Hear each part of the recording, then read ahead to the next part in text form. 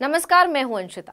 Damini film तो आप सभी ने जरूर देखी होगी और सनी देओल का वो फेमस डायलॉग आप लोगों ने जरूर सुना होगा, तारीख पर तारीख, तारीख पर तारीख, तारीख पर तारीख।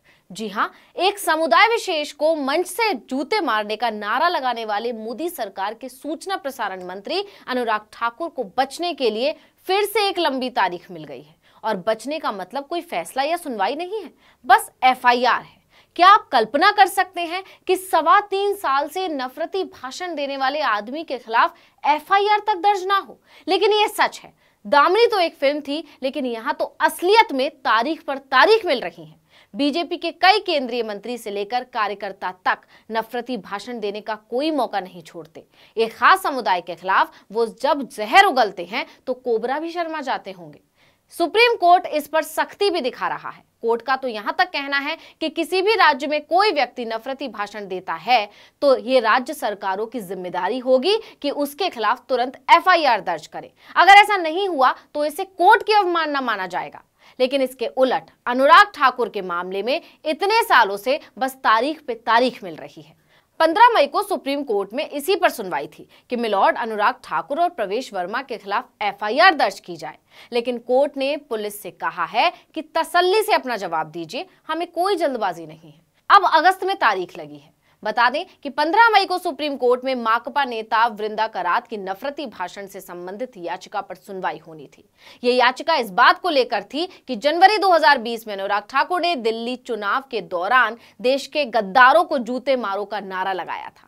इसके बाद भाजपा के ही एक और सांसद प्रवेश वर्मा ने 27 जनवरी 2020 को सीएए एनआरसी के खिलाफ चल रहे आंदोलन के संदर्भ में कहा कि अगर भाजपा केजरीवाल को हटाकर दिल्ली की सत्ता में नहीं आई तो ये लोग आपके घरों में घुसेंगे और औरतों से दुष्कर्म करेंगे।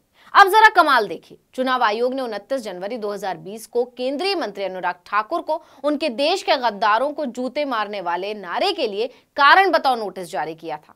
आयोग ने अपने नोटिस में पाया था कि पहली नजर में यह टिप्पणी सांप्रदायिक सद्भाव को बिगाड़ने वाली लगती है और ऐसा करके भाजपा सांसद ने आचार संहिता और चुनावी कानून का उल्लंघन किया है। लेकिन इसके बावजूद उनके खिलाफ एफआईआर नहीं होती। वृंदा करात और केएम तिवारी कोर्ट पहुंचते हैं। इससे भी कमाल ये हुआ कि 28 अगस्त 2020 को दिल्ली की एक ट्रायल कोर्ट ने एफआईआर दर्ज करने की मांग ठुकरा दी।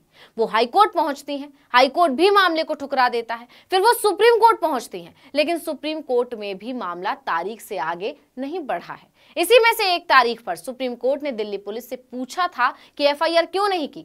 पुलिस के वकील ने कहा कि मेलॉर्ड ये बताने में थोड़ा समय लगेगा। कोर्ट ने कहा कि आराम से जवाब देना, लेकिन देना जरूर।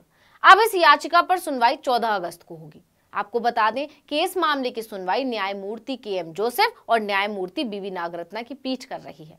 इससे पहले सुप्रीम कोर्ट ने 17 अप्रैल को नोटिस जारी कर दिल्ली पुलिस से जवाब मांगा था।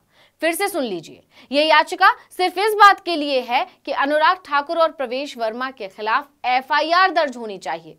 कमाल तो यह है कि मामले में सुप्रीम कोर्ट ने जब विचार किया तो उसने निचली अदालत के फैसले से सहमति नहीं जताई थी। बेंच ने कहा कि पहली नजर में मजिस्ट्रेट का यह कहना कि मामले में एफआईआर दर्ज करने के लिए किसी की मंजूरी चाहिए, ये पूरी तरह गलत है।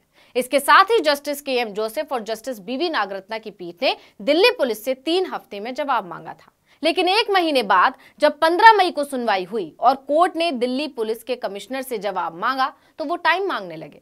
जस्टिस ने बड़े आसानी से 3 महीने बाद की तारीख तो लगाई ही, साथ ही कहा कि तसल्ली से जवाब दीजिए, पर दीजिए जरूर। दरअसल माकपा नेता वृंदा करात ने दिल्ली हाई कोर्ट के उस फैसले को सुप्रीम कोर्ट में चुनौती दी थी जिसमें निचली अदालत ने अनुराग ठाकुर और प्रवेश वर्मा के खिलाफ केस दर्ज करने का आदेश देने से इनकार कर दिया था। वृंदा करात ने स्पेशल लीव पिटीशन दायर करके सुप्रीम कोर्ट से दरख्वास्त की है कि वो हेट स्पीच के मामले में दोनों के खिलाफ केस दर्ज करने का आदेश जारी करे। पिछले सुनवाई के दौरान माकपा नेता ने सुप्रीम कोर्ट को बताया था कि मजिस्ट्रेट ने दोनों के खिलाफ इस आधार पर केस दर्ज करने की अनुमति नहीं दी क्योंकि अथॉरिटी से सैंक्शन नहीं ली गई थी। सुप्रीम कोर्ट ने मजिस्ट्रेट के फैसले को सरासर गलत बताया था।